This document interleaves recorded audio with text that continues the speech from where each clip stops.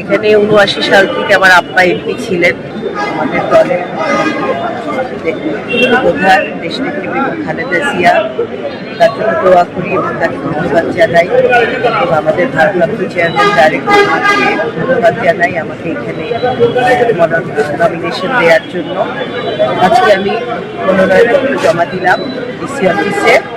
ইনশাল্লাহ সামনে কাজ করব, নির্বাচনের কাজ করছি এবং জনগণের উপর আস্থা আছে এবং আমাদের বিজয় সুনিশ্চিত ইনশাল্লাহ। ধানের শীষের বিজয়, আমাদের ফরিদপুর 3-এ ধানের শীষের বিজয় নিশ্চিত আমরা, এবং সুন্দর পরিবেশ আছে, আমাদের অসুবিধা হচ্ছে না।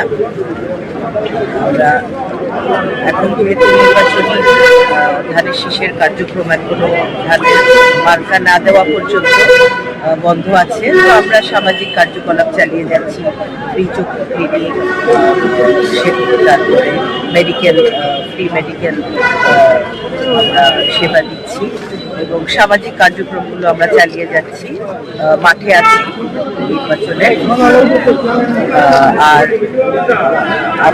আমি সকলকে অনুরোধ করবো দলের যে নির্বাচনী বিধিমালাগুলো মেনে চলার জন্য। ইনশাআল্লাহ আমি জয়ের ব্যাপারে 100% আশাবাদী। এই কারণে এটা তো বিএনপির ঘাঁটি। এখানে ৭৯ সাল থেকে আমার আব্বা এমপি ছিলেন। 2008 সালের পরে কোনো নির্বাচনও হয় দেশে। নির্বাচনের নামে যে ফার্স হয়েছে, সেই নির্বাচনকে তো এই দেশের জনগণ মেনে নেয় না। তো আমার এখানে যতদিন সুষ্ঠু নির্বাচন হয়েছে, ধানের শীষের প্রার্থী ছিলেন আমার আব্বা এবং উনি নির্বাচিত হয়েছেন, এমপি হয়েছেন, মন্ত্রী হয়েছেন। তো আমি খুবই আশাবাদী।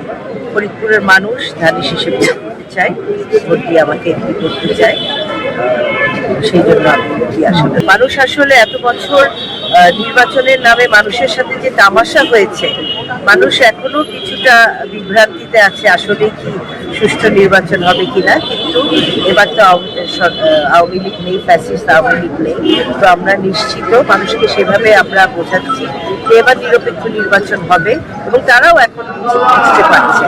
আমি যত মানুষের কাছে যাচ্ছি বোঝানোর চেষ্টা করছি, তারা বুঝেছে যে এবার নিরপেক্ষ নির্বাচন হবে, তারা নিশ্চিন্ত বলে ভোট দিতে পারবে।